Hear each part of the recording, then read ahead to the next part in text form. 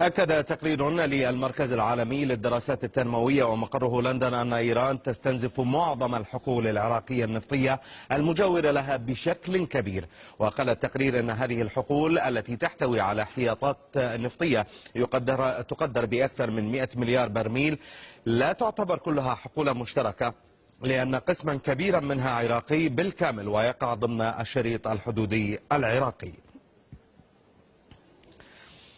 حقول النفط العراقية التي تستهدفها وتستغلها إيران تقع في الجانب العراقي من الحدود، وذلك وفق المركز العالمي للدراسات التنموية. تلك الحدود تمتد بطول نحو 1458 كيلومترا، 1500 كيلو. وطبعا منبع وادي حاجي شمالا من هذا حاجي بيك شمالا من هذه المنطقة تمتد الحدود حتى شبه جزيرة الفاو جنوبا. التجاوزات الإيرانية طالت مجموعتين من الحقول. المجموعة الأولى هي حقول دهلران ونفط أيضا شهر وكذلك بيدر غرب وأبان، ويقدر حجم الاستغلال الإيراني منها بنحو 130 ألف برميل يوميا. المجموعة الثانية وهي حقول الطيب وكذلك الفك وأجزاء من حقل مجنون، يقدر حجم الاستنزاف الإيراني منها بنحو 4 مليون برميل يوميا من هذه الحقول. إجمالي التجاوزات الإيرانية وفق المركز العالمي للدراسات التنموية يصل إلى ما قيمته 17 مليار دولار سنويا.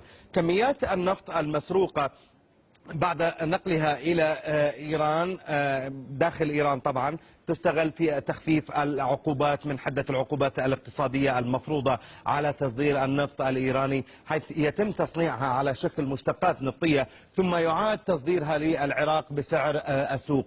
أيضا وقع العراق عقد مع إيران لاستيراد 4 ملايين برميل من الوقود يوميا لسد العجز في الطاقة الكهربائية. إيران تقوم باستنزاف حقول النفط رغم اتفاق طهران وبغداد على تشكيل لجان مشتركة للاستثمار الأمثل لهذه الحقول وعمليات أيضا الحفر الإيراني الأفقي والمائل كذلك تضر بهذه الحقول العراقية. المركز العالمي للدراسات التنموية ألمح إلى تساهل عراقي مع الاستغلال الإيراني بسبب عدم قيام وزارة النفط العراقية بتركيب عدادات إلكترونية لقياس كميات النفط المستخرجة والمصدرة عن طريق الأنابيب، أيضا كما أنها ترفض تطبيق نظام المراقبة الإلكترونية عبر الأقمار الاصطناعية على توزيع المشتقات النفطية.